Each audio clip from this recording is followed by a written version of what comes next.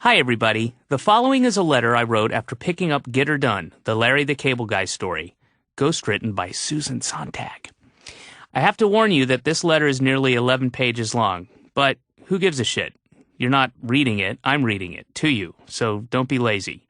But you know what? I think it's chock full of life lessons for all of us. And if you're not careful, you just might learn something. An open letter to Larry the Cable Guy. Hello, Larry. It's me, David Cross. Recently, I was shooting something for my friends at Wondershozen, the funniest, most subversive comedy on American TV at the moment, and that's why it was canceled.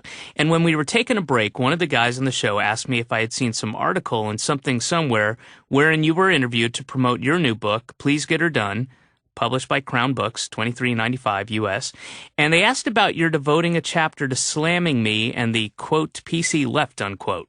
Since I stopped following your career shortly after you stopped going on stage wearing a tool belt with cables wrapped around your neck, right around your appearance at Lapson Food in Enid, Oklahoma, like August 23rd to 26th, 1999, something like around there, I said I wasn't aware of the article, and they went on to tell me that you said basically, and I'm not quoting but paraphrasing their recall, that I could kiss your ass, that I've never been to one of your shows, which is true, and that I didn't know your audience, which is untrue. So I went and got your book, Getting-R-Done, and excitedly skimmed past the joke about that one time you farted and something farty happened, on past the thing about the fat girl who farted, and finally found it. Chapter 5, Media Madness. Well, needless to say, I farted. I farted up a fart storm right there in the Flying J Travel Center. I fartingly bought the book and took it home with an excitement I haven't experienced since I got Bertha Chud Farter's grandma drunk, and she took her teeth out and blew me as I was finger-banging her while wearing a Jesus sock puppet in the back of a boiler room at the Church of Redeemer off 520. I don't care who you are, that's funny! Anywho, I got home and read the good parts. It seems that you were pissed off at Rolling Stone magazine, and I can understand why. You made some good points in your argument as well. I agree that there is an elitism and bias in the press, and too often a writer will include asides to show the reader how smart he or she is and how above it they are. But come on. Surely you can't be surprised, or worse, hurt or offended by this. You even say in the book that you knew what you were getting into, Rolling Stone being all lefty and whatnot. Certainly I'm not surprised that they took a 10-minute phone conversation with me and chose to print only the most inflammatory paragraph within it. That's what they do. But I want to address some of the things you write about me in Getting-R-Done, in response to the Rolling Stone article. But first, let me say this. You are very mistaken if you think that I don't know your audience. Hell, I could have been heckled by the parents of some of the very people that come see you now. I grew up in Roswell, Georgia, near the Funny Bone and not far from the Punchline. In fact, the very first time I went on stage was at the Punchline in Sandy Springs in 1982 when I was 17. I cut my teeth in the South, and my first road gigs ever were in Augusta, Charleston, Baton Rouge, and Louisville. I remember them very well, specifically because of the audience. I remember thinking, occasionally, not all the time, man, what a bunch of dumb, redneck, easily entertained, ignorant motherfuckers. I can't believe the stupid shit they think is funny. So yes, I do know your audience, and they suck, and they're simple. And please don't mistake this as coming from a place of bitterness because I didn't make it there, or I'm not as successful as you, because that's not it at all. Since I was a kid, I've always been a little oversensitive to the glorification and rewarding of dumb. See, the salt of the earth regular everyday folk, or lowest common denominator, who see the world and the people like me in it as on some sort of secular mission to take away their flag lapels and plaster of Paris Jesus television adornments, strike me as childishly paranoid. But perhaps the funniest or oddest thing in your book is you taking me to task for being PC. Have you heard my act? I will match your un-PC-ness any day of the week, my friend. I truly believe, and have said on stage amongst other things, that Orthodox Jews are bar none the most annoying people as a group that walk this earth. I absolutely refuse to say the term African American. It's a ridiculous and ill-applied label that was accepted with a thoughtless rush just to make white people feel at ease and slightly noble. I also believe that in the right setting, that, as unfortunate as it may be, retarded people can be a near constant source of entertainment. Fact.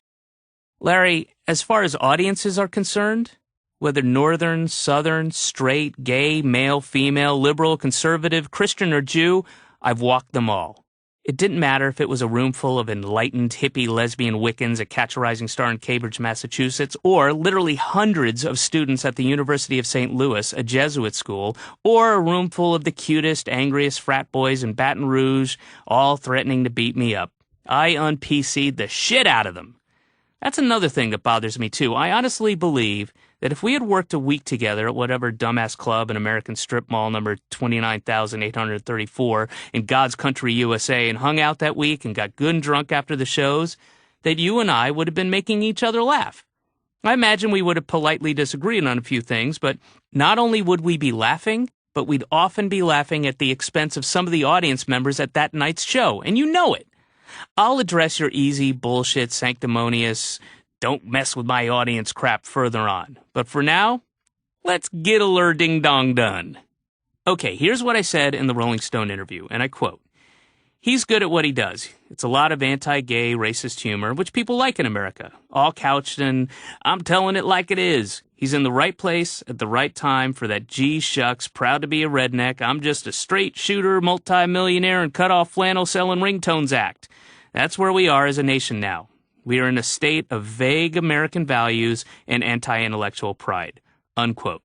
Larry, you took umbrage at my calling a lot of your act anti-gay and racist and said that, quote, according to Cross and the politically correct police, any white comedians who mention the word black or say something humorous but faintly negative about any race are racist, unquote. Well, first of all, your act is racist. Maybe not all the time, but it certainly can be. Here, let me quote you back, word for word, some of your faintly negative humor, and I'll let people judge for themselves. All right, these are all quotes. Regarding Abu Ghraib torture. Let me ask some of these commie raghead carpet flying No, I won't do your voice. That's not... All right, I'll do my voice. Let me ask some of these commie raghead carpet flying wicker basket on the head balancing scumbags something. Okay. Regarding having a Muslim cleric give the opening prayer at the Republican convention, which, as you know, happened. What the hell is this? The Cartoon Network? Nope, back to my voice. The Republicans had a Muslim give the opening prayer at their, and that's misspelled, convention. What the hell's going on around here? Is Muslim now the official religion of the United States?